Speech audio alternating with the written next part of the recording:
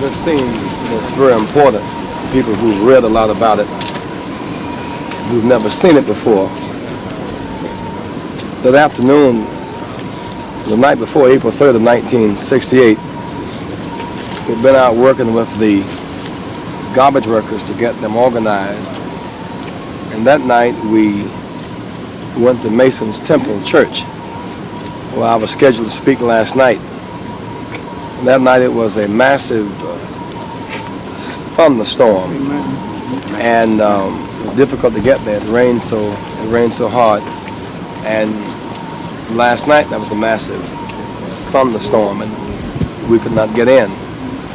That night we were on the way to Reverend Billy Kyle's home, who was one of the few eyewitnesses to the actual situation. I was standing about 10 feet to the right, talking up until Dr. King was standing near that door, and the bullet knocked him against that wall and he fell to the corner.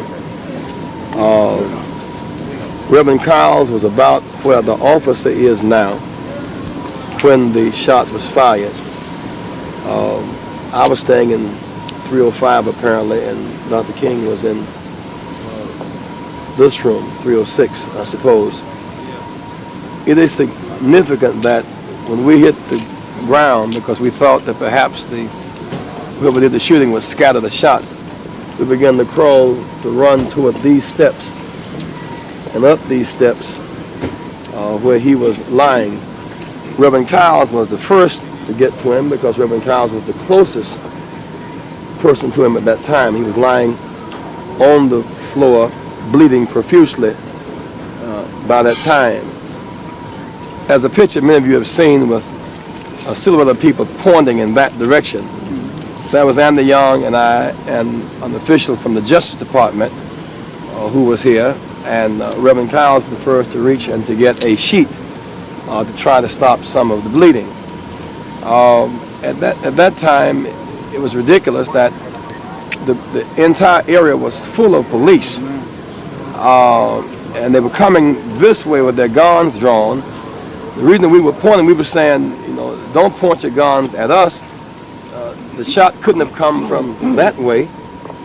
He could only have been shot from that direction. And the flop house was just beyond where those bushes are. And I remain convinced that the fact that this was about 6 o'clock in the afternoon and next door to the fire department, the fact the shots could only have come from one place, that it's not likely that one man could have carried out that entire arrangement. Strangely enough, I do remember the night before when Dr. King came into town that news accounts gave out not only that he was staying at the Lorraine Hotel, they gave the room number out as well, so that anyone who would have heard the news reports that night would have known where he was staying and what room he was staying in, and therefore could have had a beam on that particular room. Indeed, whoever did the shooting was in a perfect position to shoot from that angle. This scene is a grim reminder to us of the violence in our society. One of the appeals that he made at Mason Temple that night before is that do not build a lot of monuments to him in ways that just represent brick and mortar. But if you really want to remember him by helping somebody. And my appeal to the state of Tennessee today, number 50 out of 50 in standard of need, number 48 out of 50 in educational commitment. The state legislature just filibustered again and in effect killed a breakfast feeding program for children in the state. I would hope that the forces of goodwill in this state, the churches and the peace activists and the Rainbow Coalition, begin to move on the state legislature in Nashville and get the Martin Luther King breakfast feeding program going, that a lasting monument to Dr. King would be to feed the hungry children of this state every day. This state has not yet passed a state holiday for Dr. King. One of the most vivid memories, now that the federal government has already made it a national holiday, is to dedicate the feeding program to Dr. King's work, to his life, and to his mission. I'll entertain the question too before we go up, and we'll have prayer and we'll leave. Reverend Jackson, a couple of the things you just said raise a couple of questions. Do you believe that there was a conspiracy to kill King, and do you not think James Earl Ray did it? Well, we went to see James Earl Ray a couple of years ago in the prison just beyond Knoxville. And it's very clear that he was involved. It's also very clear that he was not capable of pulling it off by himself. The fact is that he was able to get away down Main Street in the height of traffic, across the bridge, out of state and out of the country. And just meeting him left sufficient doubt in my mind that he did not do it alone, but that he definitely was involved. All we know is that the government, the FBI, did say its role was to disrupt, discredit, or destroy the black movement. Its role was to stop the rise of a black messiah. Indeed, Hoover saw Dr. King as a threat to national security, always tried to link him with communists in ways that said Dr. King was about insurrection, when he indeed was about resurrection. I think that Dr. King's strong moral standing, his broad-based appeal, and his gallant leadership against the war in Vietnam, which went against the tide of our government, put in motion forces that ultimately moved on him in a very violent way. I think the period of character assassination and discrediting preceded the physical assassination. But I believe the government had some relationship with Dr. King's assassination. Do you believe they took an active role in his assassination? Well, I think it was active. I do not know who and what. I know the climate was set for his discreditation and for his destruction by our government. Reverend Jackson, could you, at this moment, just recreate for the time that you heard the shot, in terms of your reaction and what you thought and how you and everything that you can recall at the instant that you heard the sound? Well, we were standing near a car about where A.B. is standing, and it was clear that the shot exploded when it hit his neck and ran down. One could only hope it was in the shoulder as opposed to the neck, when in reality it was. It was a bit traumatized, and one had to get down. Everybody, Bevel was saying, get down, because several of us were in clear view of whoever was operating from up there. We didn't know who or how many people were operating. The next thought, of course, was to move as fast as possible to get to him. Reverend Kyles got to him first because he was closest. He was like 12 or 15 feet from him going toward the door, because we were on the way to his home. I dashed up. It was about second. I recall Andy coming, and by that time, Bernard Lee came out. Dr. Abernathy came out by that time, and we were just trying to hold him. I held him. I was down, and Reverend Kyles handed a sheet from that room to catch the blood. By that time, 4 or 5 of us were there. I walked away at that time and went to room 305 to call Mrs. King on the phone to indicate that Dr. King had been shot. Well, that was all of this trauma. One did not want to say anything more to her than that he had been shot and to come as quickly as possible. Obviously, we were not in a position to renounce his death, even though it was fairly clear it was a fatal explosion that had taken place. And of course, within that same instance, the place was just full of police because we were on the way to dinner. So if I remain convinced that if the moment that he was shot, if X number of police had beat those bushes or had made that turn, no one could have gotten out of that building and run that quickly, because we are like, we're less than a minute around that corner from where the shot actually came from. Did you see the damage, the physical damage that traumatized you right there in the spot? Oh, sure. One could see the gaping hole and the blood coming out profusely rather quickly. So all that one could do was to try to get it.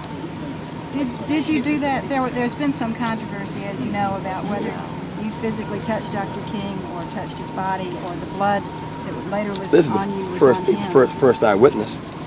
He was the But first could one you to get tell to us them. in your own words exactly what you did? Did you cradle Dr. King? Did you- Well, I reached for him, and he was bleeding everywhere because he'd been shot in the neck. And there were several of us that were close who got blood on us.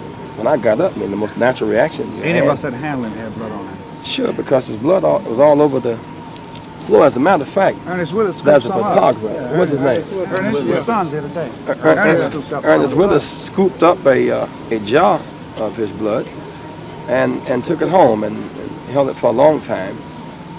He just sensed that, you know, that he ought to do something, and that Dr. King's blood was spilling on that scene. So Ernest Withers. this is the first actual eyewitness as to really what happened. And all of those who were handling him, including people who took him to the hospital, had blood on them.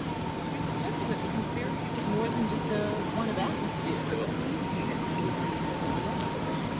Well, I'm suggesting it was a well orchestrated movement that took place. That it was not an isolated incident. I mean, that it was not a one-person situation. That's what I'm really suggesting. No one could ever convince me it was a one-person incident. They could have been unwittingly used, like whoever put on the AP, each news person would read the report, Dr. King is back in town in room 306. Well, they were being used without even knowing it. They were given his room number. They never said Elvis Presley was at the Peabody in room 13, but they all day long, I mentioned to Andy, they are given Martin's room number. Every newscast, Dr. King is back in town for a rally in room 306. Well, somebody could have called that in and It stood out in they a were very, off to work. it stood out in a very peculiar way. They would give out the place and room number, and the room number, of course, was facing.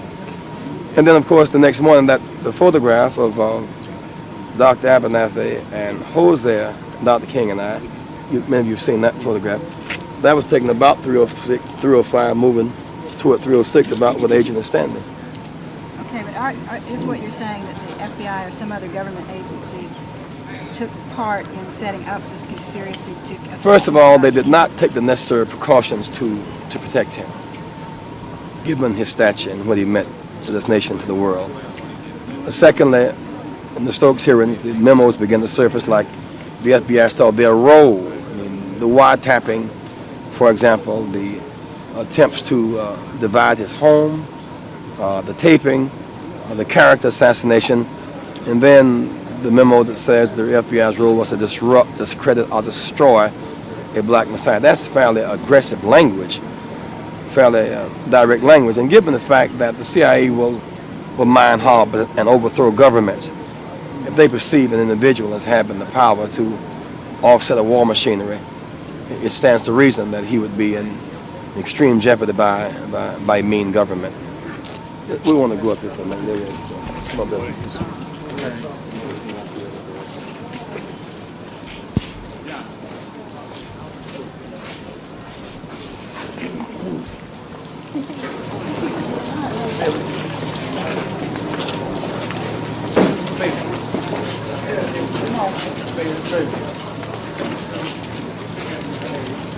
Oh, Lord, Mr. Davis.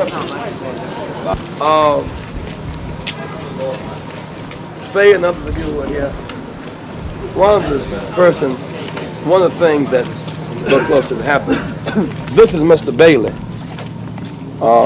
who owned the motel in whose debt we were in, and who fed us. And it is significant that when the shot was fired and Mrs. Bailey, She was operating the switchboard and came out. she was operating the switchboard, and when she came to the door and we indicated that Dr. King had been shot, she had a heart attack and died immediately. And obviously there was so much focus on Dr. King's death until her funeral, and her fatal heart attack was overshadowed. But that actually happened, didn't it? Right. It happened instantly. Well, it's still here, that's one thing. And we are trying to make a national shrine. The foundation, Bailey and It's owned by Mr. foundation. Strokes bought it. Let's go upstairs a minute. It's not an operating motel anymore. Yes. Oh, it is? Yeah.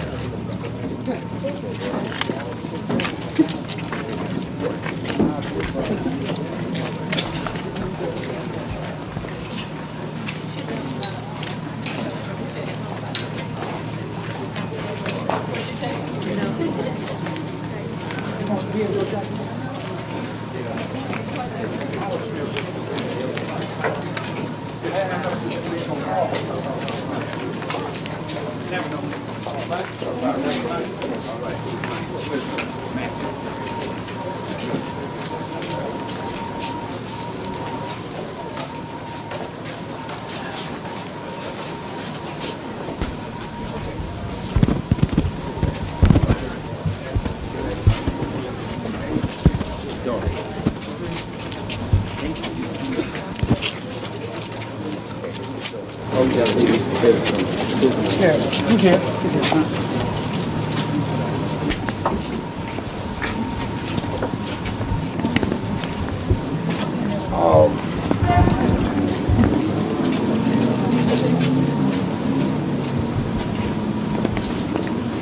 One of the things that one can see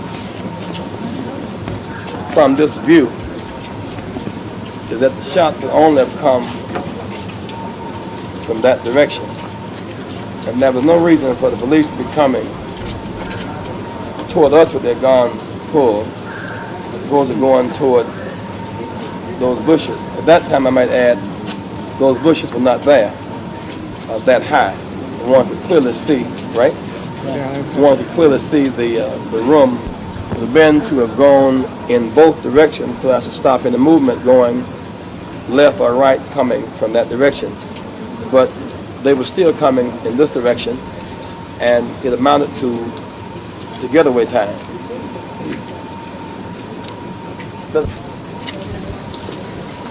Our Father and our God, forgive us for our sins and for our foolish ways.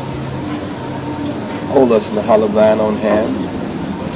We thank you for Mr. Bailey, the years of suffering and pain, and for a wife lost in crisis.